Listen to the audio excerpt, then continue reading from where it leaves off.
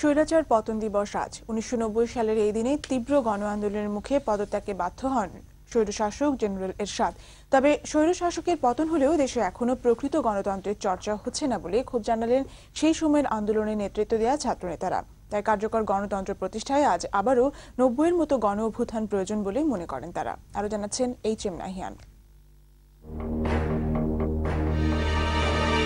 1982 সালের 24শে মার্চ সুকৌশলে রক্তপাতহীন সামরিক অভ্যুত্থান ঘটান তৎকালীন সেনাপ্রধান লেফটেন্যান্ট জেনারেল HM এরশাদ।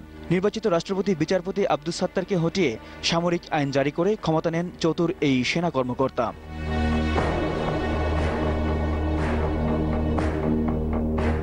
দুর্নীতি নির্মূল করে সাধারণ নির্বাচন দিয়ে ব্যারাকে ফিরে যাবার লোক দেখানো কথা বলে ক্ষমতার লোভ পেয়ে বসে তাকে 85-তে দেশের রাজনৈতিক দলগুলোর বিরোধিতার মুখে গণভোট ও অবৈধ রাষ্ট্রপতি নির্বাচন করে বঙ্গভবনের টিকিট নেন এরশাদ।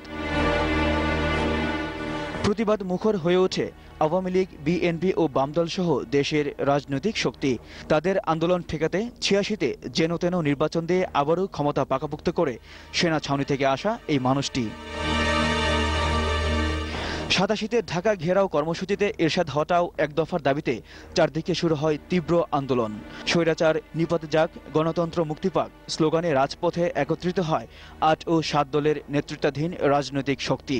সামরিক শাসকের পেটো বাহিনীর বুলেটে একে একে জিহাদ, নূর হোসেন এবং সবশেষ 90-এ ডাক্তার মিলনের রক্তের বিনিময়ে 6ই ডিসেম্বর গণ আন্দোলনের মুখে ক্ষমতা ছাড়তে বাধ্য হন সেনা শাসক এরশাদ। অস্থায়ী সরকারের রাষ্ট্রপতি হিসেবে শপথ নেন বিচারপতি শাহাবুদ্দিন আহমেদ। দেশ হাঁটতে শুরু করে গণতন্ত্রের পথে। 91-তে সব দলের অংশগ্রহণে নিরপেক্ষ নির্বাচনের মাধ্যমে ক্ষমতায় আসে বিএনপি। নানা গণতান্ত্রিক চর্চার মধ্য দিয়ে কেটে গেছে 22টি বছর।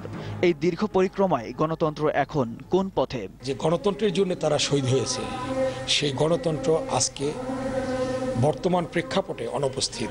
গণতন্ত্র অবরুদ্ধ, আইনের শাসন নেই। এক পক্ষ আরেক পক্ষকে হয় স্বৈরাচার বলে নালে রাজাকার বলে। আমরা এখন জানি না যে আমাদের দেশে নির্বাচন কি পদ্ধতিতে হবে। তাহলে গণতন্ত্র প্রতিষ্ঠিত হয়েছে বা যে আকাঙ্ক্ষায় লড়াই করেছে এরকম বলবার তো কোনো যুক্তি নেই, কোনো জায়গায় নেই, এটা কেউই বলবে না। প্রকৃত গণতন্ত্র চর্চার জন্য গণতান্ত্রিক মূল্যবোধকে সবকিছুর উপরে রাখার পরামর্শ এই দুই রাজনীতিবিদের। দুটো দলবাজির মধ্যে আমরা আটকে গেছি, তার বাইরে নতুন একটা সেট তৈরি হতে হবে, যারা নতুন বক্তব্য নিয়ে আসবে, দেশ এবং জাতির সামনে বলবে এই আমরা ওদের থেকে আলাদা। পুনরুদ্ধারের জন্য 90-এর চেতনায় আমরা আরেকটি সংগ্রাম, আরেকটি আন্দোলন আমরা করব এবং আমাদের সেই হারানো গণতন্ত্র আমরা ইনশাল্লাহ ফিরে পাব। ভাষা আন্দোলন, 6 দফা ও মুক্তিযুদ্ধের মতো গৌরবময় ইতিহাস যে জাতির অহংকার, দলাদলি আর রাজনৈতিক মতভেদে তার বুক চিরে গণতন্ত্র যেন হারিয়ে না যায়, তেমনটাই চান 90-এর এই দুই সেনানী। HM নাহিয়ান, দিগন্ত টেলিভিশন।